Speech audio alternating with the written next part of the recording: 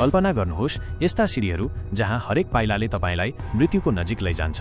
हो, आज हामी कुरा गर्नेछौँ संसारका 10 सबैभन्दा खतरनाक सिडीहरूको बारेमा जुन यति जोखिमपूर्ण छन् कि ती चढ्नु भनेको साहस र हिम्मतको साँचो परीक्षा हो। यी सिडीहरू कुन ठाउँमा छन्, किन यति खतरनाक छन् र कसरी यिनले मानिसहरूको जीवनमा हलचल मचाएका छन्? यो भिडियोले तपाईलाई यस्ता रहस्यमय र रोमाञ्चक कथाहरू सुनाउनेछ जसले तपाईको मनमा डर र कौतूहल दुवै जगाउनेछ। हाम्रो पहिलो गन्तव्य हो माउन्ट ताई, चीनको पवित्र पहाड जसलाई हजारौं वर्षदेखि तीर्थयात्रीहरूले पूजा गर्दै आएका छन्। यो पहाडको सिडीहरू 7000 भन्दा बढी छन् र यी सिडीहरू यति खतरनाक छन् कि यहाँ चढ्नु भनेको मृत्युसँग खेल्नु जस्तै हो।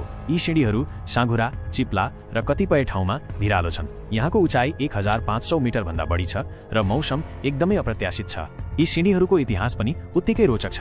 माउन्ट ताईलाई चिनिया सम्राटहरूले स्वर्गसँग जोड्ने मार्ग मान्थे, तर यी सिडीहरूको खतरनाक बनावटले धेरै तीर्थयात्रीहरूलाई जोखिममा पारेको छ। यहाँ चिप्लिएर वा थकानले धेरैको ज्यान गएको रेकर्ड छ।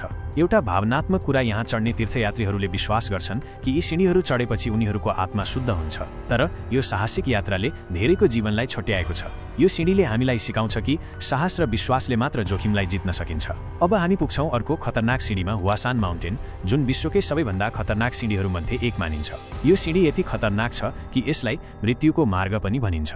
यी सिडीहरू चट्टानमा कुँदिएका छन् र कतिपय ठाउँमा केवल काठका फलकहरू र जन्जिरहरूको सहारामा चढ्नुपर्छ। यहाँको उचाइ 2154 मिटर छ र सिडीहरू लगभग 90 डिग्रीको कोणमा छन्। यो सिडी चढ्न चाहनेहरूले हेलमेट र सुरक्षा जन्जिर प्रयोग गर्नुपर्छ, तर तैपनि दुर्घटनाहरू सामान्य छन्। यहाँको हावाको गति र चट्टानको चिप्लो सतहले हरेक पाइला जोखिमपूर्ण बनाउँछ। एउटा रोचक कुरा, यहाँ चढ्ने मानिसहरूले आफ्नो साहसको प्रमाणको रूपमा ताला झुन्ड्याउने परम्परा छ, तर धेरैले यो साहसिक यात्रालाई पूरा गर्न सक्दैनन्। यो सिडीले हामीलाई सिकाउँछ कि जीवनमा ठूलो जोखिम लिन पनि ठूलो हिम्मत चाहिन्छ। अब हामी पुग्छौं कम्बोडियाको अंकोर वाट मन्दिरमा, जुन विश्वको सबैभन्दा ठूलो धार्मिक स्मारक हो। यो मन्दिरको सिडीहरू यति खतरनाक छन् कि तिनलाई स्वर्गको सिडी भनिन्छ, तर यी चढ्नु भनेको मृत्युको मुखमा जानु जस्तै हो। यी सिडीहरू 70 डिग्रीको कोणमा छन् र प्रत्येक सिडी साँघुरो र चिप्लो छ। यी सिडीहरू 12औं शताब्दीमा बनाइएका थिए र तिनको डिजाइनले मानिसहरूलाई विनम्र बनाउन बनाइएको थियो, तर आज यो सिडी पर्यटकहरूका लागि ठूलो चुनौती बनेको छ। धेरै पर्यटकहरू यहाँ चिप्लिएर वा उचाइको डरले समस्यामा परेका छन्। एउटा भावनात्मक कुरा, यहाँ चढ्नेहरूले मन्दिरको शिखरमा पुगेर आध्यात्मिक शान्ति अनुभव गर्छन्, तर यो शान्तिको मूल्य निकै महँगो छ। यो सिडीले हामीलाई सिकाउँछ कि सुन्दरताको पछाडि पनि खतरा लुकेको हुन्छ। अब हामी पुग्छौं इन्डोनेसियाको माउन्ट मेरु, जुन हिन्दू र बौद्ध तीर्थयात्रीहरूको लागि पवित्र स्थल हो। यहाँको सिडीहरू साँघुरा, पुराना र अस्थिर छन्। यो सिडी 1700 मिटर उचाइमा छ र यहाँको ज्वालामुखी गतिविधिले यो ठाउँलाई थप खतरनाक बनाउँछ। यो सिडी चढ्न रातको समयमा सुरु गर्नुपर्छ, किनभने तीर्थयात्रीहरू सूर्योदयको समयमा शिखरमा पुग्न चाहन्छन्, तर रातको अन्धकार, चिप्लो बाटो र ज्वालामुखीको धुवाँले यो यात्रालाई जोखिमपूर्ण बनाउँछ। एउटा रोचक कुरा, यहाँ पुग्नेहरूले ज्वालामुखीको मुखमा प्रार्थना चढाउँछन्, तर धेरैले यो सिडी चढ्दा आफ्नो ज्यान गुमाएका छन्। यो सिडीले हामीलाई सिकाउँछ कि विश्वास र जोखिम सधैँ सँगसँगै हिँड्छन्। अब हामी पुग्छौं इक्वेडरको फ्लोर लियोक्योबाम्बा, जुन संसारको सबैभन्दा खतरनाक सिडीहरूमध्ये एक हो। यो सिडी 2000 मिटर उचाइमा रहेको एउटा झरनाको छेउमा छ र यो यति साँघुरो र चिप्लो छ कि यहाँ चढ्नु भनेको मृत्युसँग खेल्नु जस्तै हो। यो सिडीको बनावट पुरानो छ र बारम्बारको वर्षा र झरनाको पानीले यो सधैँ भिजेको हुन्छ। यहाँ चढ्ने पर्यटकहरूले सुरक्षा रस्सी प्रयोग गर्नुपर्छ, तर तैपनि दुर्घटनाहरू सामान्य छन्। एउटा रोचक कुरा, यो सिडी चढेर पर्यटकहरू झरनाको नजिक पुग्छन्, जहाँबाट प्रकृतिको सुन्दरता देखिन्छ, तर यो सुन्दरताको मूल्य निकै जोखिमपूर्ण छ। यो सिडीले हामीलाई सिकाउँछ कि प्रकृतिको सुन्दरता देख्न पनि ठूलो साहस चाहिन्छ। अब हामी पुग्छौं पेरुको माचु पिचु, जुन इन्का सभ्यताको ऐतिहासिक स्थल हो। यहाँको सिडीहरू 2400 मिटर उचाइमा छन् र यी सिडीहरू साँघुरा, चिप्ला र अनियमित छन्। यो सिडी चढ्न पर्यटकहरूले घण्टौं हिँड्नुपर्छ र उचाइको डरले धेरैलाई समस्यामा पार्छ। यो सिडी 15औं शताब्दीमा बनाइएको थियो र यो इन्का सभ्यताको इन्जिनियरिङको उत्कृष्ट उदाहरण हो, तर आज यो सिडी पर्यटकहरूका लागि ठूलो चुनौती बनेको छ। एउटा भावनात्मक कुरा, यहाँ चढ्नेहरूले माचु पिचुको शिखरबाट संसारको सुन्दर दृश्य देख्छन्, तर यो दृश्य देख्नको लागि ठूलो जोखिम मोल्नुपर्छ। यो सिडीले हामीलाई सिकाउँछ कि इतिहासको सुन्दरता देख्न पनि साहस र धैर्य चाहिन्छ।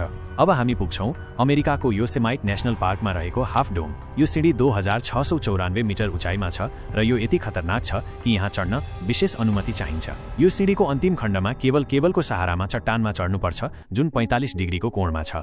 यो सिँढी चढ्न चाहनेहरूले कठिन प्रशिक्षण लिनुपर्छ र मौसमको अप्रत्याशितताले यो यात्रालाई थप खतरनाक बनाउँछ। एउटा रोचक कुरा यहाँ चढ्नेहरूले शिखरमा पुगेर योसेमाइटको मनमोहक दृश्य देख्छन्, तर धेरैले यो सिँढी चढ्दा आफ्नो ज्यान गुमाएका छन्। यो सिँढीले हामीलाई सिकाउँछ कि प्रकृतिको शिखरमा पुग्न ठूलो तयारी र साहस चाहिन्छ। अब हामी पुग्छौं चीनको तियानमेन माउन्टेन, जसलाई स्वर्गको ढोका भनिन्छ। यो सिँढी 9999 पाइलाहरूको छ र यो 1519 मिटर उचाइमा छ। यी सिँढीहरू साँघुरा, भिरालो र लामा छन्, जसले चढ्नेलाई शारीरिक र मानसिक रूपमा थकाउँछ। यो सिँढी चढ्न घण्टौं लाग्छ र यहाँको उचाइ र मौसमले यो यात्रालाई जोखिमपूर्ण बनाउँछ। एउटा भावनात्मक कुरा, यहाँ चढ्ने तीर्थयात्रीहरूले स्वर्गको ढोका पुगेर आध्यात्मिक शान्ति अनुभव गर्छन्, तर यो शान्तिको लागि ठूलो मूल्य चुकाउनुपर्छ। यो सिँढीले हामीलाई सिकाउँछ कि ठूलो लक्ष्य प्राप्त गर्न ठूलो मेहनत र हिम्मत चाहिन्छ। अन्तमा हामी पुग्छौं अमेरिकाको जायन्ट नेशनल पार्कमा रहेको एन्जल्स ल्यान्डिङ। यो सिँढी 1488 मिटर उचाइमा छ र यो यति खतरनाक छ कि यहाँ चढ्नेलाई विशेष सावधानी अपनाउनुपर्छ। यो सिँढीको अन्तिम खण्डमा केवल जन्जिरको सहारामा चट्टानमा चढ्नुपर्छ र यहाँको साँघुरो बाटोले हरेक पाइला जोखिमपूर्ण बनाउँछ। यो सिँढी चढ्नेहरूले शिखरमा पुगेर जायन्ट नेशनल पार्कको मनमोहक दृश्य देख्छन्, तर यो दृश्य देख्नको लागि ठूलो साहस चाहिन्छ। एउटा रोचक कुरा, यो सिँढीको नाम एन्जल्स ल्यान्डिङ राखिएको छ किनभने यहाँ पुग्नु स्वर्गमा पुग्नु जस्तै हो, तर धेरैले यो सिँढी चढ्दा आफ्नो ज्यान गुमाएका छन्। यो सिँढीले हामीलाई सिकाउँछ कि जीवनमा ठूलो उचाइमा पुग्न ठूलो जोखिम मोल्नुपर्छ। साथीहरू, यो थियो संसारका 10 सबैभन्दा खतरनाक सिँढीहरूको कथा, जसले साहस, धैर्य र हिम्मतको साँचो परीक्षा लिन्छ। यी सिँढीहरूले हामीलाई सिकाउँछ कि जीवनमा हरेक पाइलामा जोखिम हुन्छ, तर साहस र तयारीले हामी कुनै पनि चुनौतीलाई जित्न सक्छौं। यी सिँढीहरूले हामीलाई डरलाग्दो अनुभव दिन्छ, तर साथै हामीलाई प्रेरणा पनि दिन्छ कि हामीले आफ्नो डरलाई जित्नुपर्छ।